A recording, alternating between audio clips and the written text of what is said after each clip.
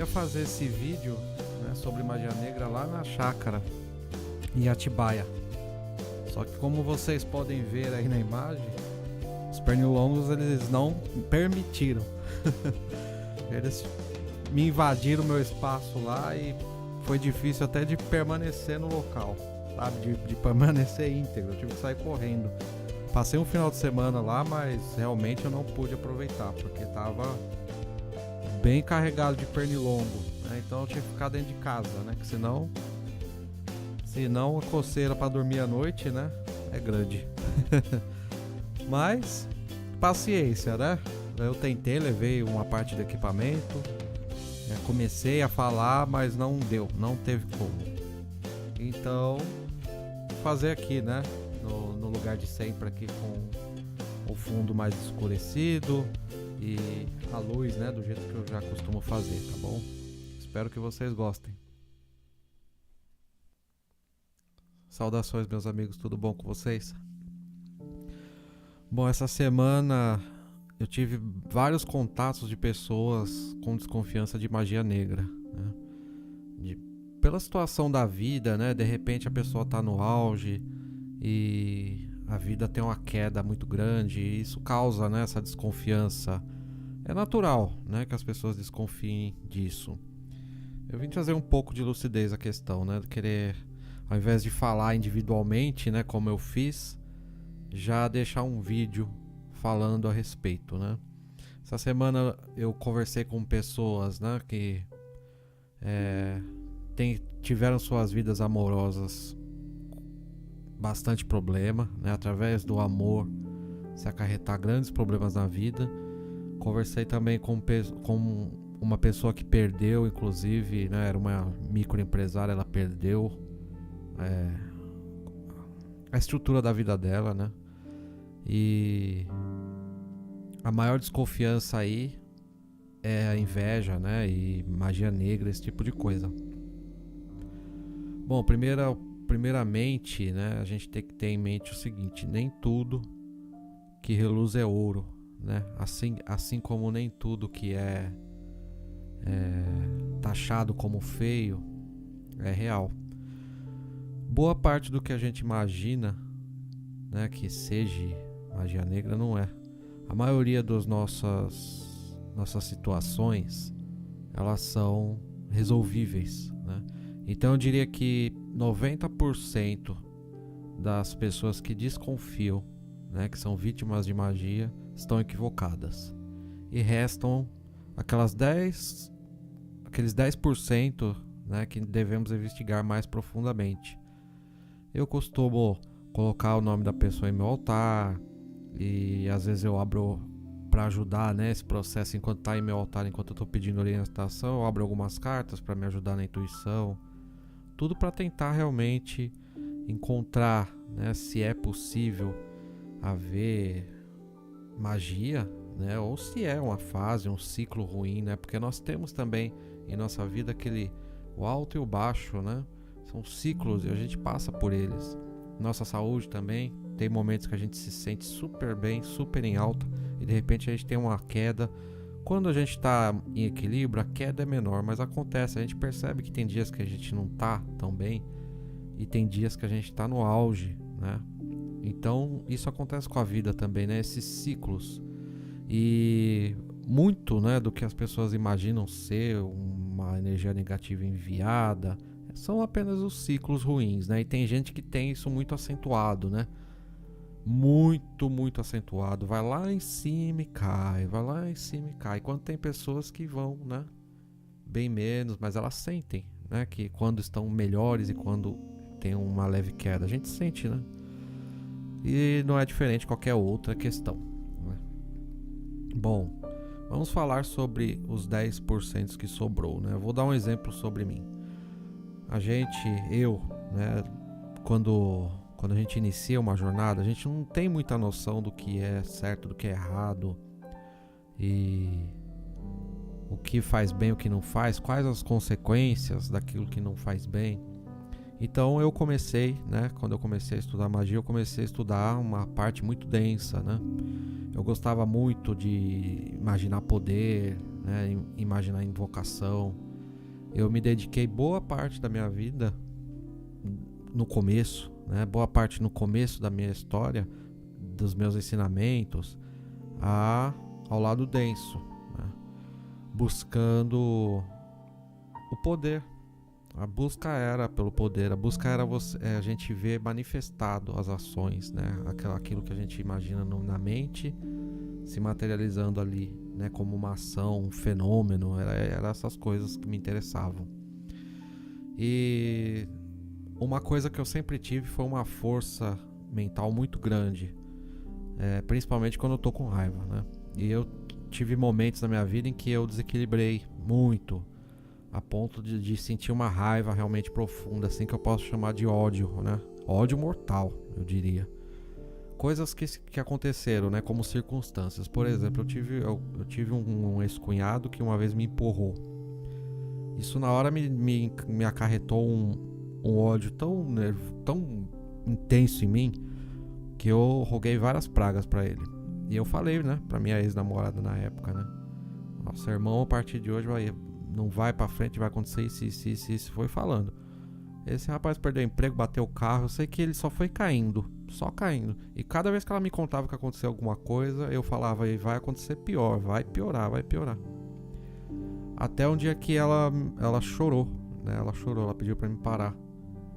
E me comovi, né? Por ela ter pedido, não ele nunca me pediu, né? Só depois que passou minha raiva eu fui lá visitá-lo, ele tava com a clavícula quebrada, jogado em cima de uma cama, e ele falou comigo de uma maneira bem doce, né?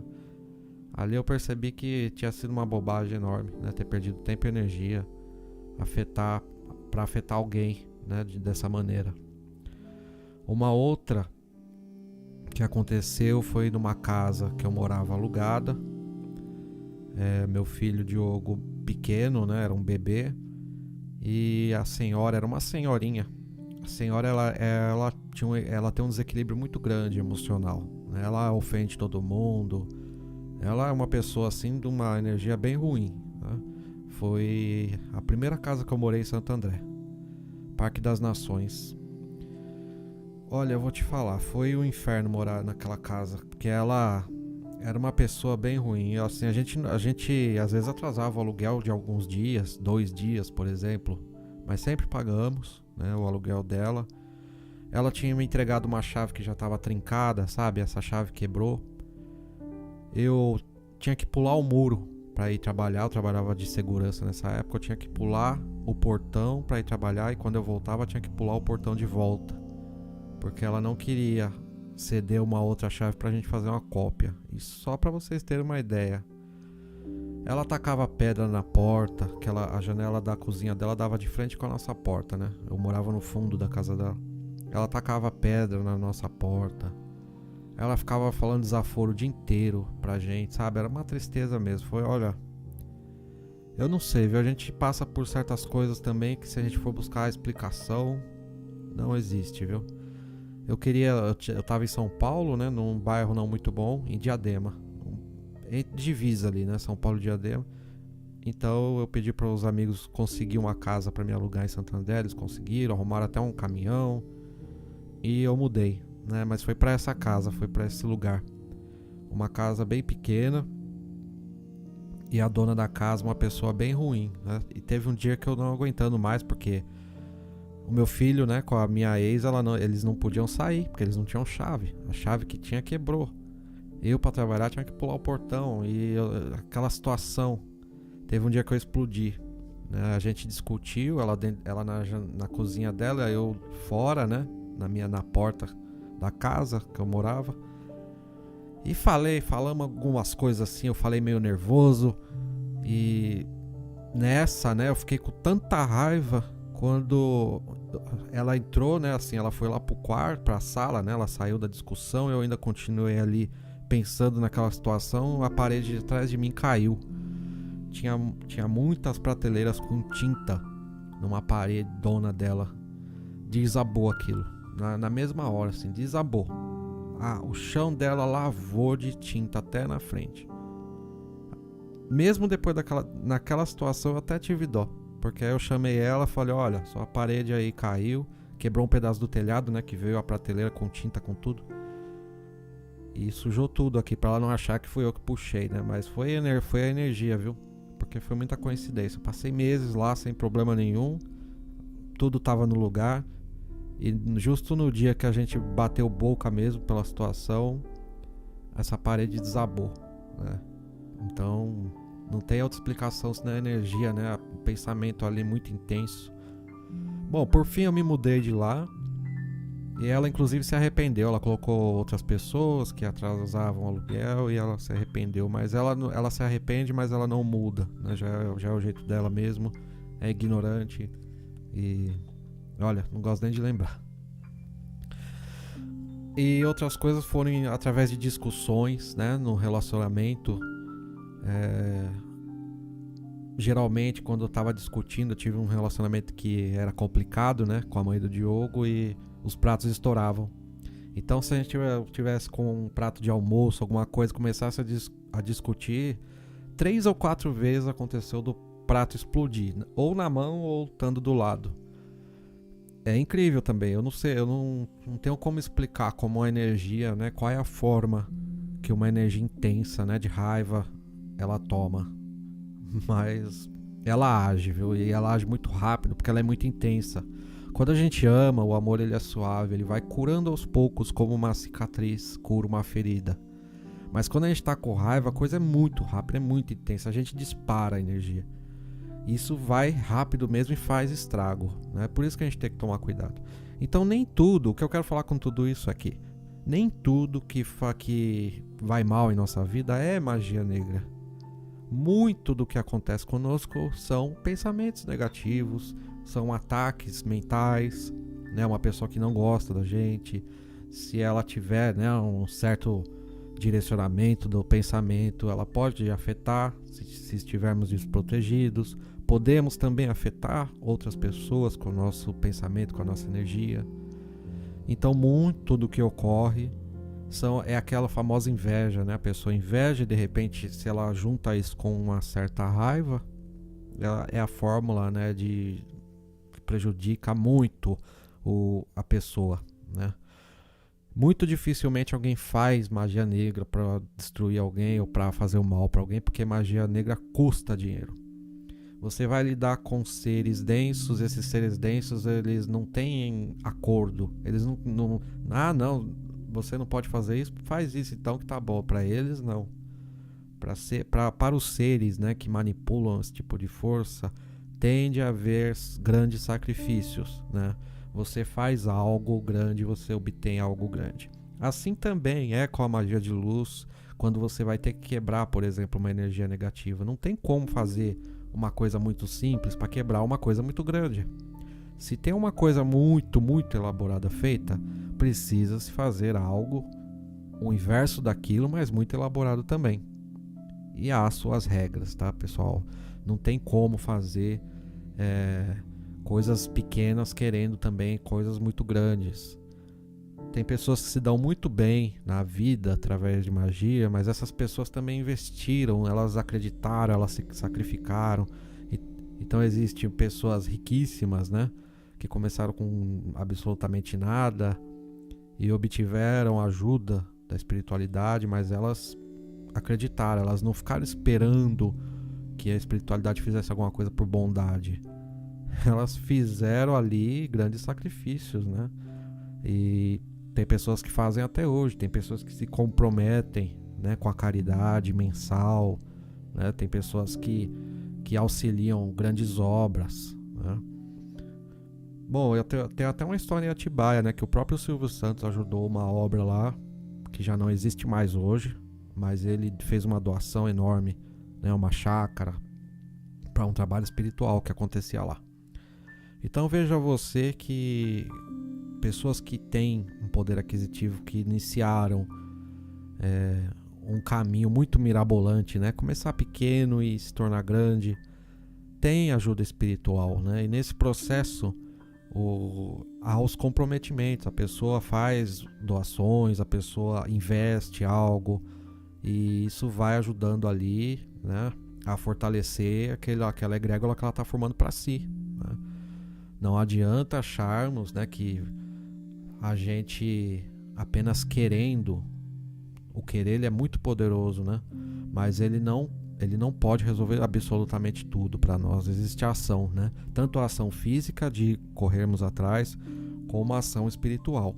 Existem caminhos espirituais que prometem, né? Tem lá seus meios de seus rituais, né? Suas crenças, e conseguem fazer as coisas de maneira gratuita.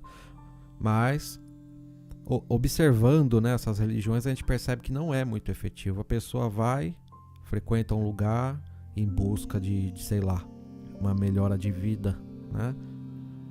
E essa melhora não vem, né? A não ser que ela realmente corra atrás, mas não por causa da espiritualidade, né? Espiritualidade foi ali o meio, né? Aquela coisa que criou a esperança para ela. Na magia existe as facilidades, né? Existem meios de facilitar algumas coisas, de abrir caminhos, de quebrar coisas ruins, mas é como eu disse, há um custo.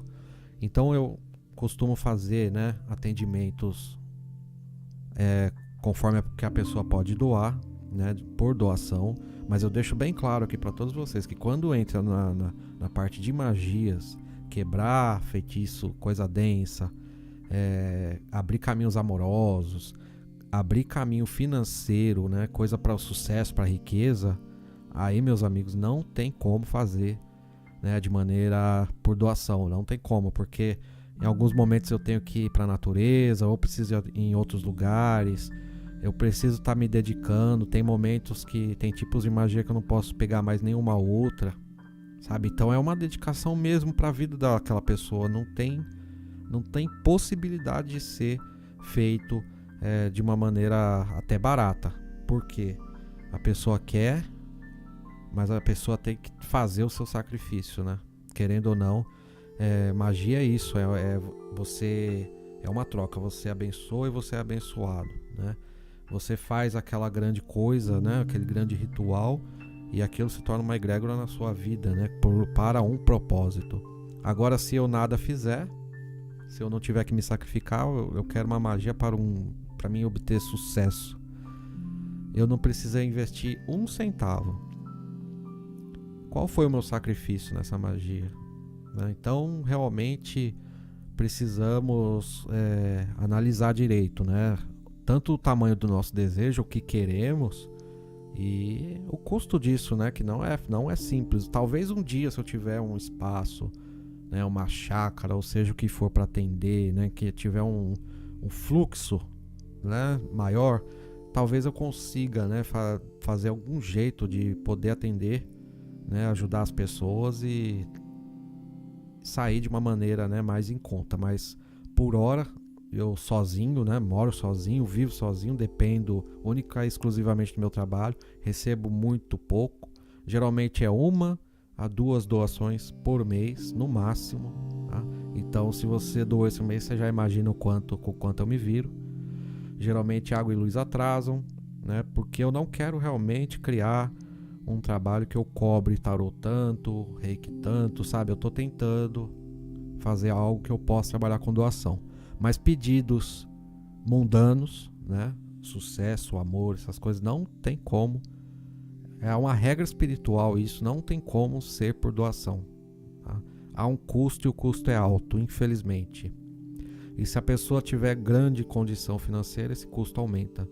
Por isso que algumas pessoas que gostam desse caminho, que acreditam, né, que tem grande poder, os investimentos são altíssimos, né? Você vê a dedicação dos poderosos, né, com magos, ele é grande. Geralmente os poderosos eles fazem no sigilo, né? Eles não querem ser vinculado a nenhum magista nem nada, né?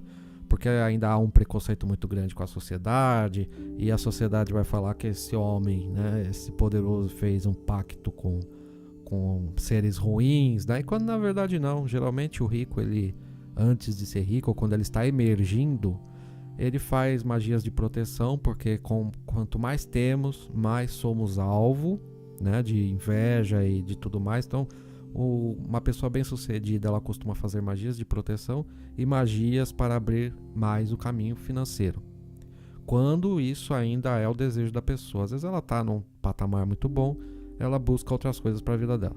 Mas a proteção financeira, né, fechar o corpo, isso é uma coisa que os ricos costumam buscar para se proteger, né, e proteger o seu patrimônio, né, contra ataques e tudo mais. Porque viu, gente? As pessoas estão lá e perdem, caem. Muitas vezes é inesperado, é incrível, né? Uma pessoa que tinha tanto, de repente, se tornar um devedor, né? Isso acontece e é falta de proteção, falta de fé, né? Às vezes é falta de preparo também. As pessoas que não têm preparo para lidar com o dinheiro, elas perdem, né? Ainda mais sendo de herança ou sendo ganho por loteria, por exemplo. As pessoas tendem a perder porque a mente delas não está condicionada a trabalhar com aquele valor, né? Então elas acabam perdendo tudo. Agora, as pessoas que têm capacidade, né? Tem muitos bons empresários aí que estão crescendo e perdem, ou começa a cair, e vem doença junto, e família. Gente, isso aí tem que ser espiritual. Como é que coincidência é essa? De repente a vida começa a dar tudo errado em todos os setores da vida. Você tem que ser muito cético para acreditar nisso, né? Que ciclo é esse de perder tudo? É o ciclo de Jó, né? O Jó que perdeu tudo, família, ainda ficou doente, né? Porque Deus queria testar a fé dele. Ai, meus amigos, não. Não. Deus não quer testar a nossa fé. Vem as fases ruins para um grande aprendizado, para sermos melhores do que éramos. E essas fases, elas passam, elas têm que passar, né? Se você está fazendo por onde, né? Se você está buscando um caminho, você não está encontrando, então você precisa cuidar da espiritualidade, né? Claro, tem pessoas que têm planos que eu observo o plano da pessoa, eu vejo que é um plano que realmente não tem futuro aquilo. Tem pessoas que têm planos assim de tipos de trabalho, eu quero trabalhar com isso, com aquilo, que não vai, né? Existe lugar certo para o tipo certo de negócio, né? A gente tem que olhar a cidade, o lugar, o que o lugar precisa, o que você tem para investir, como você quer começar. Tudo tem que ser planejado, meus irmãos, tudo. Então não é uma fórmula fácil também. Você pode se aliar à espiritualidade, mas você tem que se capacitar também. Não adianta você ter um dinheiro para investir, mas você quer investir em coisa que vai te quebrar, tá? Eu tenho uma boa visão, ao menos eu considero que eu tenho uma boa visão de negócio, né? Eu consigo olhar, observar e encontrar alguma coisa, né? Nem sempre o que eu encontro é o que a pessoa quer fazer, por exemplo, mas eu consigo observar, né? Ver a cidade, ver o lugar, quanto a pessoa quer investir, e consigo achar alguma coisa para essa pessoa, né? Então, se alguém tem, né, esse tipo de questão, pode vir conversar comigo que de repente eu posso, né, trazer alguma luz no fim do túnel aí. Mas é o que eu falo, né? Nem sempre o que eu digo é o que a pessoa quer, então fica apenas como mais um caminho, né, para a pessoa analisar, tá bom? Bom, não sei se eu falei tudo, eu acredito que sim, né? Magia, deixa eu tentar fazer um resumão, né? Magia negra, ela simplesmente existe, né? Mas nem todo mundo faz magia negra pro outro, porque até magia negra é caro, né? Então, meus amigos, para alguém fazer uma magia negra para alguém, nossa, tem que ter um ódio muito grande, porque ela vai ter que investir um bom dinheiro, né? Não é barato, não é pegar uma vela preta, quebrar, que nem o pessoal fala. Isso aí ela joga um negativismo naquela vela, mas não é suficiente para derrubar ninguém, tá? Ela vai ter que agradar seres, ela vai ter que invocar seres, ela vai ter que mandar alguns seres para a vida da pessoa, e isso custa. Esses seres, eles querem troca, né? A pessoa, o feiticeiro, porque aí já é um feiticeiro, não é um mago. O feiticeiro que decide fazer esse tipo de coisa, ele também vai querer ganhar muito bem, porque ele está comprometendo o karma dele, a alma dele. Ele precisa ser remunerado à altura, né? Já que eu tô me ferrando aqui, então ao menos eu tenho que ganhar o valor que para ele vale a pena, né? Então o custo é altíssimo, tá? A pessoa que faz, o fulano lá, se você imaginar uma coisa dessa, um fulano me cobrou 50, 100, 200, 300, 500 para fazer uma magia pesada para destruir alguém, você acabou de ser enganado, tá? Você acabou de cair num golpe de alguém aí, porque 80 ou 90% das pessoas que dizem que faz, não faz. Se falam que faz, então busque saber, né? Eu vejo na internet Facebook, pessoas vendendo magia, que eu faço acontecer, eu sou o cara, mas o cara não põe a cara tapa. O cara coloca uma imagenzinha lá de um anjo ou de um demônio, seja lá o que for, inventa um nome, não coloca mais nada, se coloca uma fotinho aqui, outra ali, mas não se mostra, né?